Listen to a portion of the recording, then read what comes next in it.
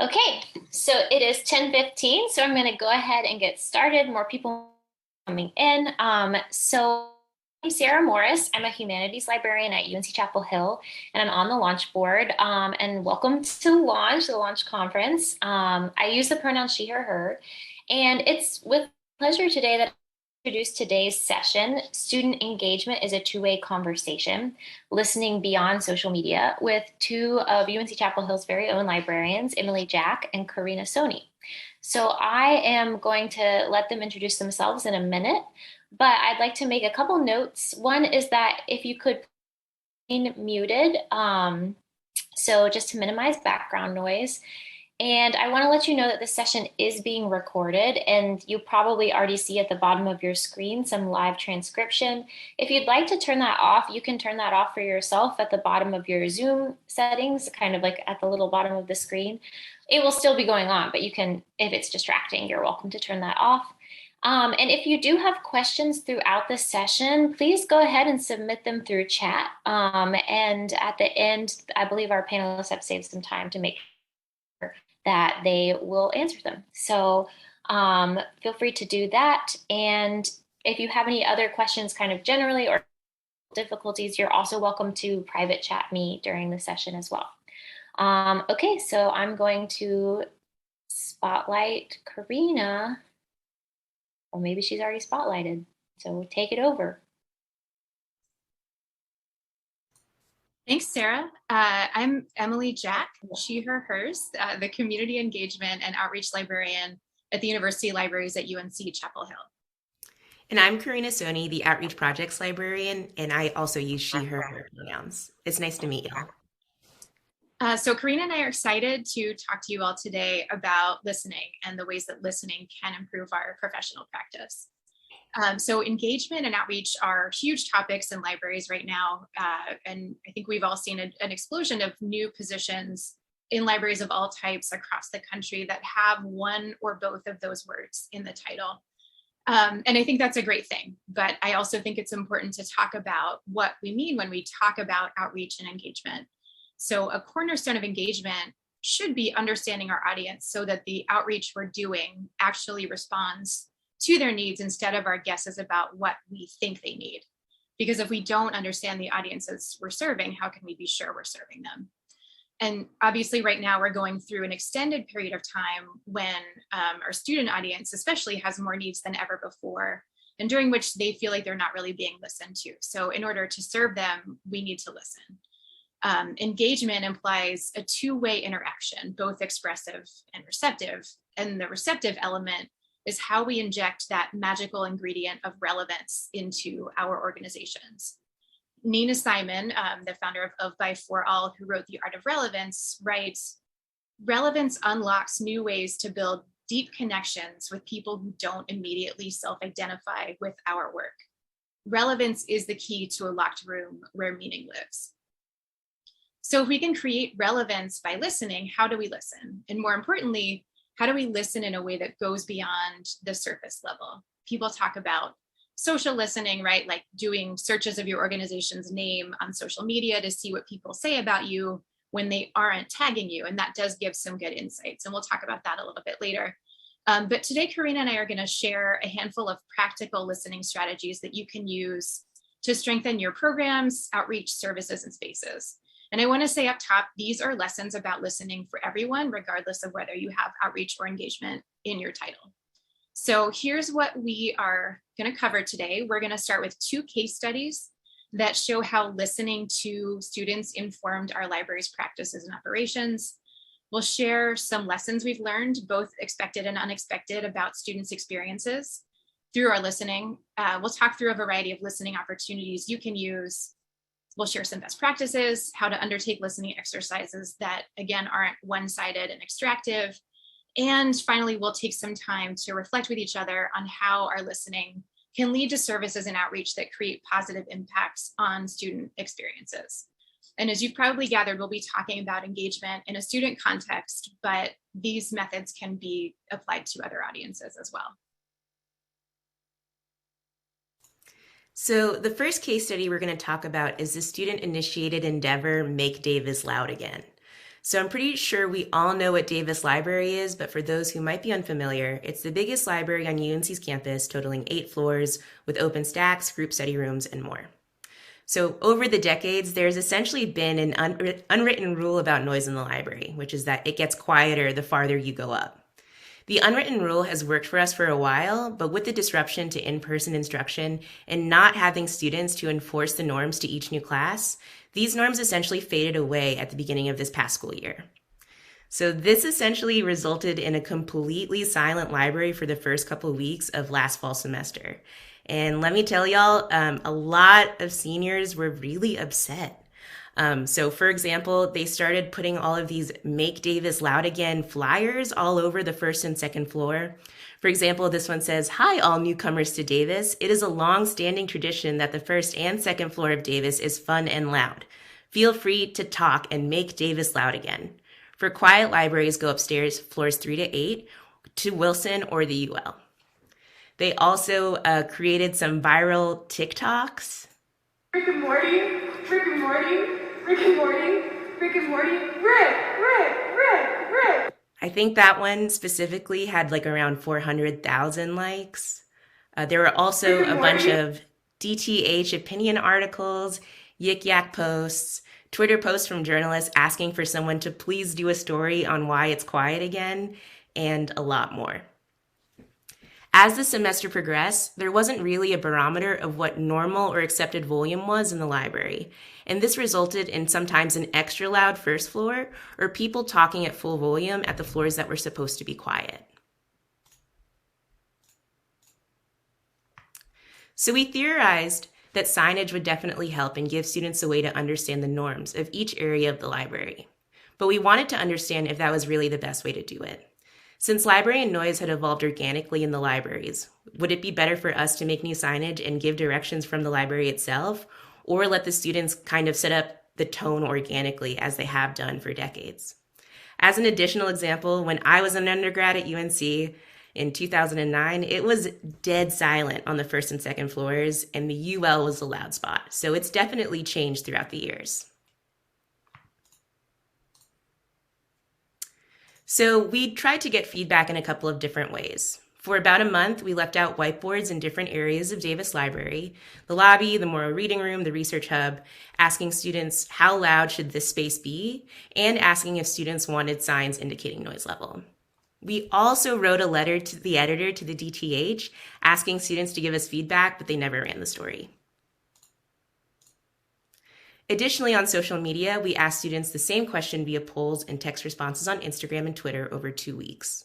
We also allowed students to send us any additional comments about the space that they wanted to voice to us, as well as ask students to let us know if they'd be interested in participating in an in-person conversation about Davis volume and noise.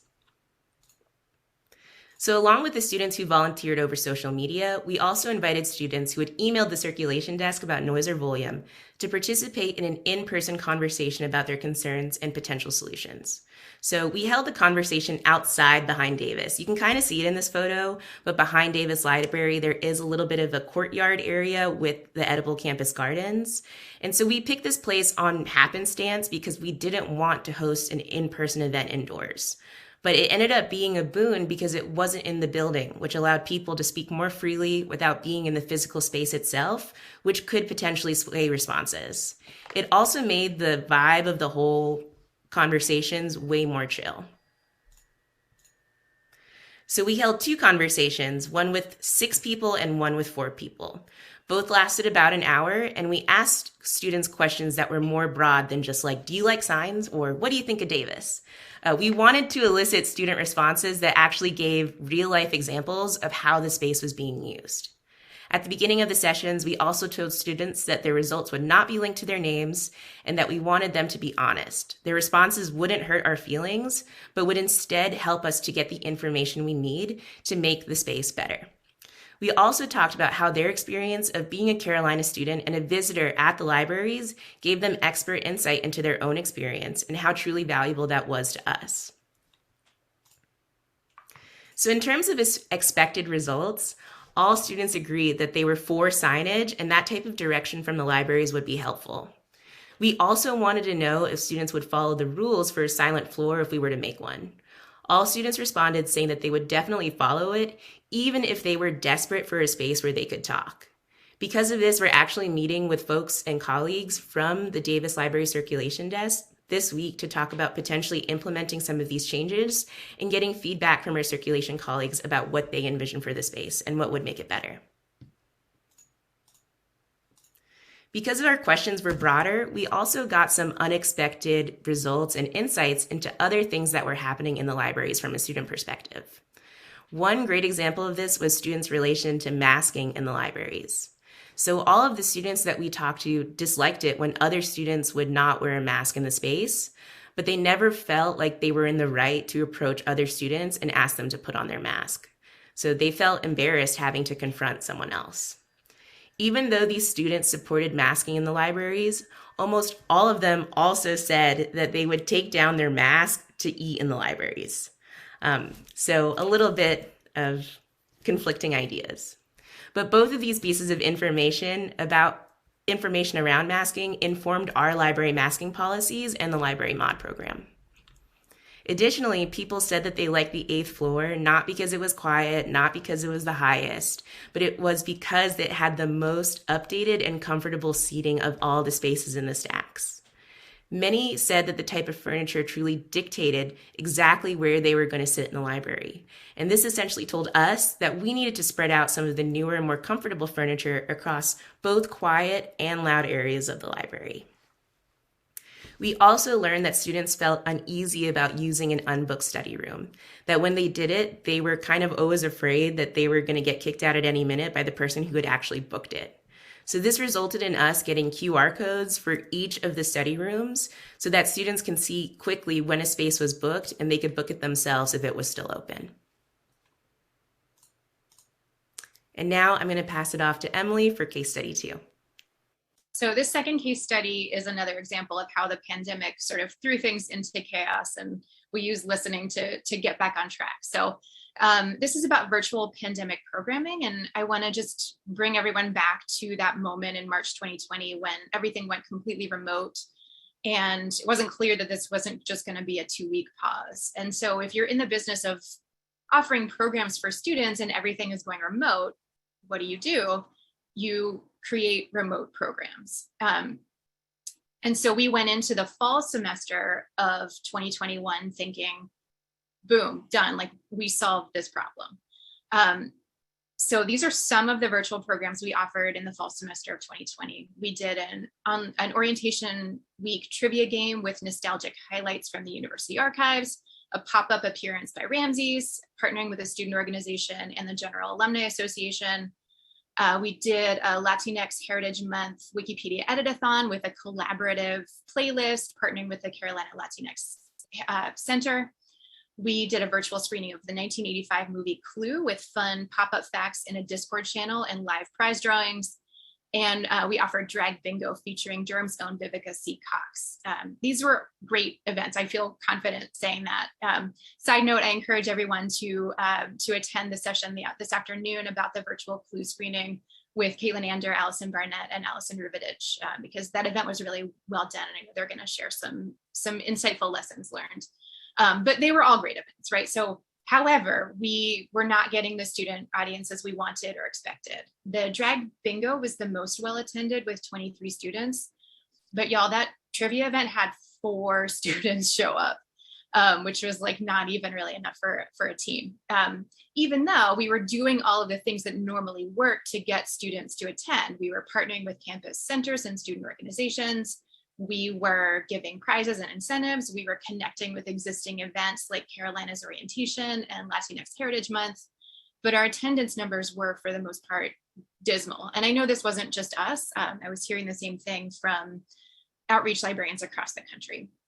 So our hunch was students don't want to spend any more time than necessary on Zoom because they were in class on Zoom all day. But that was just a hunch. And so our choices were we could just stop offering student programs. We could continue offering programs even though not many people were showing up. Or we could actually talk to some students and find out what was going on in their worlds. And so we launched a handful of virtual conversations with students to find out what was happening with them. And yes, I get it. Like we were using Zoom to have conversations with students about why they weren't coming to things on Zoom. But what was different about this was that we paid them, and I'll talk about that in just a second. So here's what we wanted from those sessions. We wanted, we wanted to figure out whether students were interested in virtual programming, but more than that, we wanted to know what their experiences were like, how they had changed as a result of the pandemic, and what we could do to support them. What were their actual needs in this moment? So here's how we did it. We recruited student employees, so it was easy for us to compensate them for their time, right? They already were in the system, so they could just clock in when they came to the session. And a lot of folks had work that didn't easily translate to remote, so this was actually, somewhat helpful. So this is myself and my colleague Ileana Borgos, who's now at Cornell, but who worked with us on this project with Karina and myself. We scheduled 4 conversations as small groups, and the questions we asked were not, why aren't you coming to our programs? Or even what kinds of programs would you like to see? Because those are leading questions, right? That's a recipe for getting students to tell you things you want to hear. Instead, the question was, tell us about your experience. And the language we used to frame that was, the purpose of this conversation is to understand students' feelings and experiences during the fall 2020 semester, to prepare the libraries to accommodate student needs in 2021. So the word program doesn't appear in there anywhere. We grouped the questions into 4 categories: things that are missing from your life, positive aspects of the semester, how can we help? And then we did have a few questions about events. So some sample questions. We know this semester has been unlike any other. What have been some of the most challenging aspects of this semester for you? What have been some things that you found enjoyable or helpful during this semester? What do you need most right now to support your academic life, your emotional, mental health needs, and your social needs? And you can see, like, that's kind of the heart of it. That's what we really wanted, but that wasn't the first question we asked, right? We wanted students to kind of warm up and feel comfortable in these sessions before we got to that. And then we asked, what virtual events have you attended and enjoyed? Just across the board, not at all related to the library. So we had small groups of students, max of 4 in each session, and they shared really honest experiences, anxieties, and surprises they were dealing with during the pandemic. And some of the themes that came through, the social challenges of the pandemic were huge. Students felt like it was hard to make friends. They found the informational emails from campus administration to be tone deaf to the point of actually being offensive. A lot of them found it really hard to stay organized and remember things. And so they would often plan to do something and then miss it because they just forgot about it, which is what happens when you're living, eating, working, going to school all in the same space. And we learned that there were professional challenges that students felt like they were missing the sort of professional development they get from a library job in normal times. So expected outcomes, they confirmed our hunch on why students weren't attending library events on Zoom. They were tired of Zoom. They reported that the virtual events they attended were either mandatory or informal hangouts hosted by friends, or directly tied to future opportunities like job interviewing, skill workshops. And that confirmed and informed the programming we did throughout subsequent pandemic semesters. We haven't really offered virtual events for students since then. We've done a lot of tabling events outdoors, which Karina will talk about in just a bit. There were also unexpected outcomes.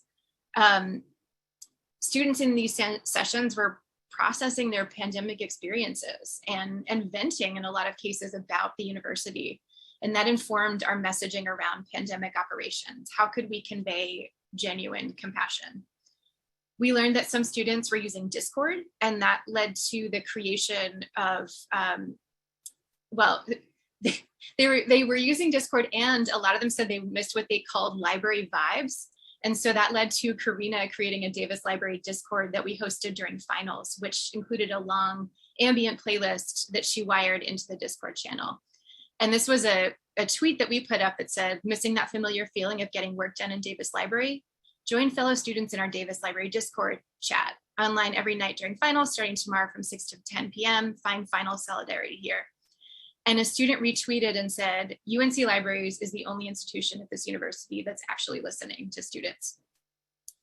One thing a lot of students said they wanted from the library was expert recommendations on things to watch or read.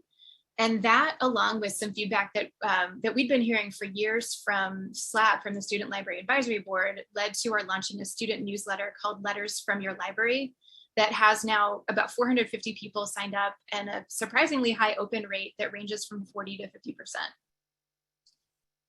50%. And this is an expert recommendation from that newsletter that is Maria Estorino recommending Legend Board. And then finally, the social challenges we heard about were universal, just saying how hard it was to make friends and feeling like, as a result, they were missing a big part of the university experience. And one student mentioned wanting book clubs where the library could connect students with each other. And that, along with some of our social listening, informed a program we're launching right now called Library Social Clubs.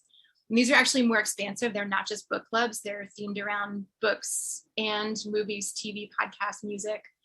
But they're all student-led, and the library is just a point of connection for students with shared interests. And so we just closed signups for that. We have 135 people signed up. So those are our 2 case studies. Karina's going to share a handful of other examples where listening informed outreach and communications. So, for example, in 2020, we did a series called Vinyl Gender Trouble in partnership with folks from the music department and from the music library. This program started after our colleague Diane Steinhaus in the music library took notice of who wasn't using the audio equipment in the space. Because of this, we wanted to make a low-pressure and inclusive space where people, namely women, trans, and non-binary students, could learn the basics of things like how to use a turntable and other stuff related to audio and hi-fi sound. In 2021, we wanted to do a program that encouraged students to branch out and visit libraries that they might have never been to before, especially after we had heard from a lot of students about how they only went to, their one spot. They had their spot in Davis or the UL or something like that. So we came up with a digital scavenger hunt program called Meet Your Libraries. So we tabled outside of Davis, and students would essentially spin a wheel and be assigned to take a photo at a different library. So students who took a photo and then posted it were entered to win a prize from student stores. And so on the left is an example of one of our clues. If you got Davis Library, you had to take a photo in one of the study spaces. And in the middle is an example of a student who had been in the program and also took a photo and posted it. In the caption, they write about how they thought the scavenger hunt was really cute and they were able to go and visit the Farrington Reading Room because of it.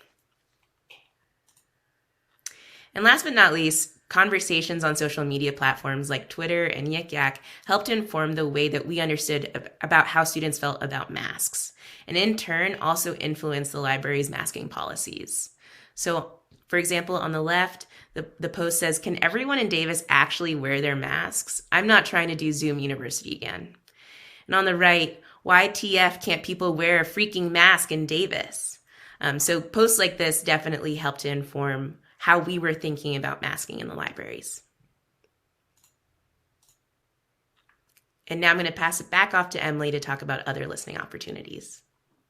So this is just a handful of listening opportunities you can use, starting with formal conversations, which we've talked about already. So I'm just going to kind of speed on past that one.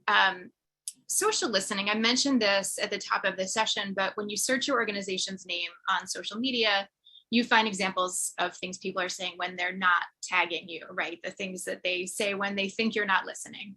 And so here's a tweet that falls in that category from December 2020. "If you've used the first floor bathroom of Davis Library at UNC, then don't worry about what's in the COVID vaccine." So that's something that somebody didn't want us to hear them saying for understandable reasons, but it's good information to have. And this is especially tuning into platforms that students use. So less Facebook and more TikTok and Instagram. And I want to especially acknowledge Yik Yak, which Karina has already mentioned, for folks who work with college students. Yik Yak is the social media platform where you can post short messages anonymously that are seen by anyone within a 5-mile radius. And because of the population that uses it, If you're on or near a college campus, you'll hear a lot of college students' unfiltered opinions. We can actually do a whole presentation about things students say about the libraries on Yik Yak. These are just a few of my favorites from last semester's final exams, where the library is the setting, right? And these don't really yield actionable insights. I just share them because they're funny. 3 people in the UL fighting for their lives at this ungodly hour. It was at 7:30 a.m. Girl on the 3rd floor in the flannel in Davis is concerning me. She's on her 3rd yerba mate and doing push-ups. And then this last one, finals week plot twist, frat guy walks into Davis and a nerd says, "Hold a big guy, who do you know here?" But then there are ones that do contain actionable intel, right? So somebody during finals said, can we bring back the timed scream during finals week, which is a week of balance, stress busting activity that the libraries has offered in the past. And it was too late to plan this for last semester, but this tells us that, that would be worth bringing back. And then the one on the right, there are treadmills in Davis, they're secret, and where tells us that the treadmill desks in the 5th floor lounge could use a little bit more promotion.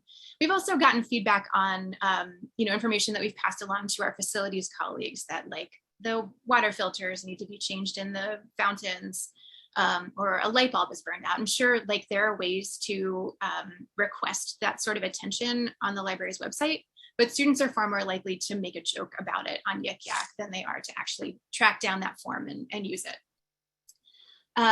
Media coverage, Karina shared the DTH editorial that was written about making Davis Library loud again. Especially, the student newspaper is a great place for this. Things students are saying about the library. Again, when they think we're not paying attention, this says, if you're really aching, this was one of their examples of like how to make Davis loud again. Head onto Facebook and find some events in student groups that are organizing to make their first floor loud again. So, that's something that students weren't telling us that they were doing, but this was good to know. Newsletters. So, for example, DTH at a glance. This is from just a couple weeks ago, where the lead of this newsletter written by a student was, "I love going into Wilson, but I'm often too intimidated to actually study there. If you're looking for a more relaxing space, the UNC Music Library located on the 1st floor of Wilson might be the place for you." So this is great for the music library's reputation among students, not so great for Wilson's. So seeing this newsletter gave us an opportunity to reach out to that reporter and invite them to do a curated visit to Wilson, where we can highlight all the reasons why students can have a great experience in Wilson Library. Observations of student behavior, not necessarily purely listening, although there's often a listening component. As Karina shared, our music library colleague Diane observing which students interacted with the music library's collection of vinyl records. And what's notable is that Diane observed something that wasn't happening. Those are the kinds of things that we often miss or overlook, but there's so much information in those observations of what's not happening as much as observations of what is happening. Guerrilla campaigns or flyering by students. We talked about the noise flyers. That's actually just one example of the pop-up guerrilla flyers that appear in the libraries. And in most cases, we just like take them down and recycle them, but it's good to ask, is there something that can be learned here about what students want or need? Desk interactions and chat interactions. This is an example that goes back again to the Davis Library noise. Could their library restrain people from talking loud, please? There's a guy on the 5th floor who is talking so loud. If you don't staff a desk or staff chat, talk to your colleagues who do, right? Because they hear it all. Conversations with student employees. This doesn't have to be formal. They don't have to be students you supervise, especially if you don't supervise any students. And it doesn't have to be about the libraries, but just talking to students about their experiences can yield valuable insights that can inform our work in the libraries and also just can build some valuable relationships. And then finally, tabling. Often when we're tabling, we have a message we want to get across, like sign up for the student newsletter, but there are also opportunities for other conversations. Karina and I were staffing a button making table at a festival hosted by Edible Campus, and we ended up having a long conversation with a student who is an RA that really gave us some eye-opening insight into how much RAs are and have been on the front line of the mental health crisis among students, and what residence hall life has been like during the pandemic. So again, thinking beyond the transactional, yes, I want you to do the thing that we're tabling for, but there's also an opportunity to have these kinds of casual conversations that help us understand life outside of the academic sphere. And at a tabling event, unlike at the desk, right, like they have sort of, they're like opting into this interaction, right? And so there is more space for these sorts of casual interactions. So asking, do you want to make a button? And then when they're making a button, ask like, what's the best thing that's happened to you this week? And I encourage you to read body language as you do that, because as my spouse often tells me, sometimes people just don't want to be engaged with, which is, important feedback to get. So I'll turn it over to Karina to talk about best practices in listening. So quickly, some just best practices. So if you're talking to a group of students in person or even digitally, I would say one of the best things to do is to make your purpose clear. You should definitely explain the project to whoever you're speaking to and make it clear why you're doing it. We're not doing programs like this or listening opportunities to be extractive, but we're truly trying to learn and understand their needs so that we can make our spaces or programs serve them better. I think creating a positive focus group helps students open up and feel comfortable speaking with us. One way to establish confidence in what you're doing is to have a research goal. So, for example, I've definitely modeled the way that we've run our focus groups from a qualitative research perspective, and I've found writing research questions first and then developing questions from that helps to kind of understand what I'm trying to write and what I should ask students. For example, when we did the Make Davis Loud Again conversation, we essentially wanted to know like what volume did they like best, but we didn't ask that question, as the first thing that we sat down with and got to. So we started with a research goal of what creates an optimal environment in Davis Library and wrote questions around that so students can give us a fuller and broader perspective. I also think it's important that students understand that what they say in these spaces are confidential and won't be linked to their names.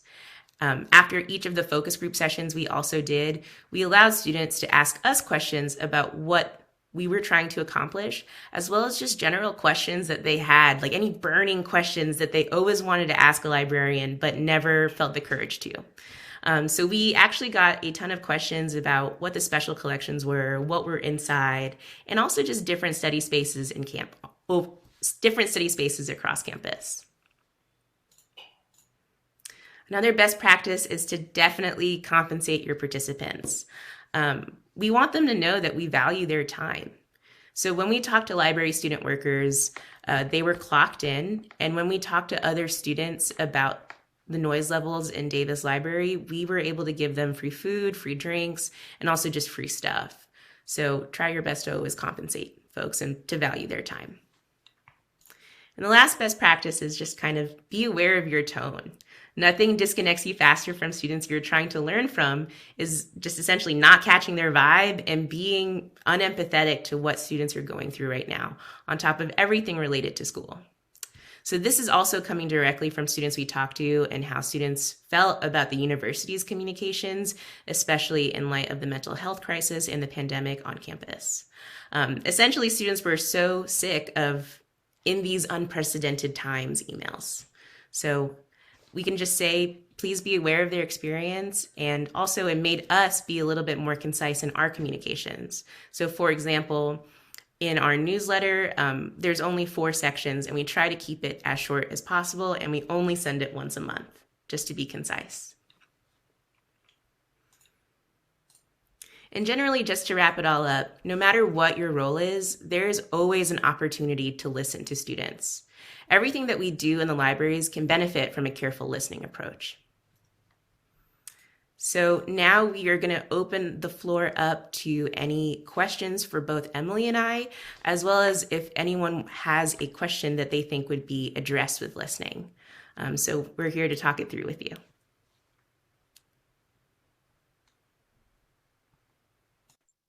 Also welcome additional examples of insights that surprised you that you've gotten through listening.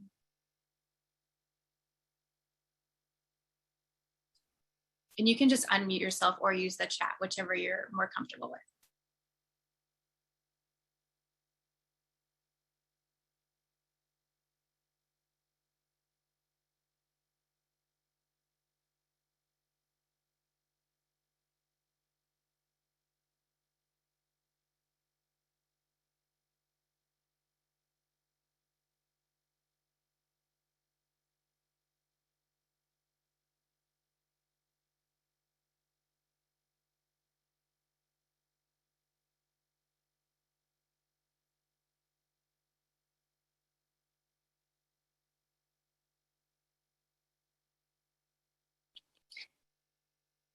Oh, we have a question in. I hope you guys see it. So the question is, do you all anticipate being able to host in-person programs this academic year in light of changes to mask mandates? That is a great question. Well, this academic year ends in May, and so there's not a whole lot of time, and all of our planning has already been done up to this point. We are planning a couple, so we'll do some more outdoor tabling events. We're planning a couple outdoor film screenings.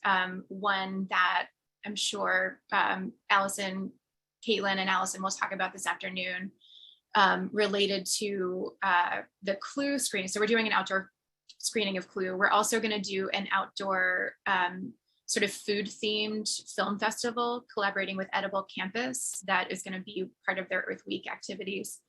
And so, yeah, Rashawn adds, I asked because I think students, community members are still hesitant to be indoors in groups. I think that's absolutely right. And personally, I'm still hesitant to be indoors in group settings. So I think, just speaking for myself, I'm inclined to sort of approach thinking about programs with an eye toward the most vulnerable members of the community, and the ones that are sort of at the highest risk. Karina, do you have other thoughts about that? Yeah, I'm excited for the outdoor programs that we've planned. And honestly, the weather's supposed to be nicer too. And so I think it's great that we're going to try to stick and stay outdoors. One thing we haven't talked about is Week of Balance, which is our suite of stress busting activities that we do every semester during finals, which is a collaboration across all of the libraries, and especially working with our colleagues Dana Durbin and Nadia Clifton to sort of coordinate that. But one thing that we did was offer outdoor pet therapy during finals in December. And that was sort of a crapshoot because we didn't know what to expect in terms of the weather.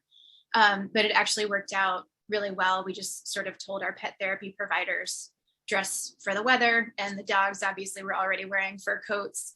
But we brought the miniature therapy horses, and it was a huge success. Students were really excited about that. So there's so many things that could be modified for outdoors.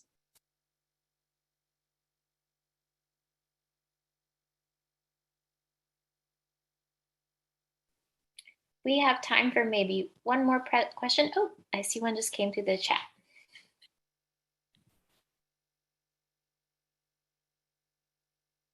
So the question is, thank you all so much for this presentation. Thank you, Georgie. Do you have some best practices for sharing out what we are hearing from students with other library staff members? Karina, do you want to take a first crack at that? Sure. So this isn't necessarily for libraries and library staff members, but any time that we've received information from social listening, like, for example, the treadmill desks or students not knowing, I think that gives us kind of an idea of what we should be posting about on social media, and also just what we can be talking about more as librarians to students who ask about different study spaces or different facilities. So it influences like how we communicate and what type of information we try to push out.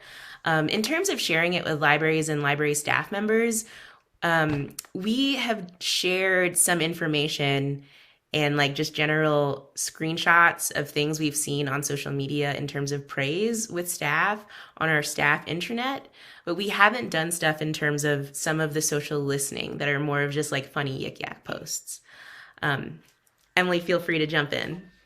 Well, and I would just add like, yeah, I mean, I think it would be great to do like a whole session that is funny yik yakos, but we also ask ourselves in all of these interactions, like who in the libraries needs to know this? And if it's facilities because they need to change a light bulb or change the filter in the water fountain, then we pass that along directly to them. Or if there's a group of people, like, you know, the circ staff needs to know that students are planning to you know, swing from the light fixtures tonight at midnight. Like, you know, it's always like sort of targeted at like, how could this improve our practice? Who is the person who can make those improvements, or who needs to have a heads up about this? All right, well, our time is actually up, but I really want to say thank you to Karina and to Emily for this amazing presentation. I hope everyone can give them a round of applause. And thank you all for coming to this session and for coming to Launch in general. There's a lot of great programs this afternoon. If you are looking for the recording of this,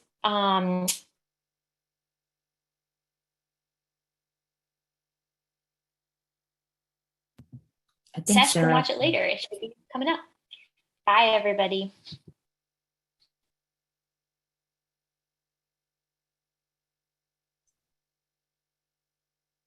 Thanks, everyone. Thank you, everyone.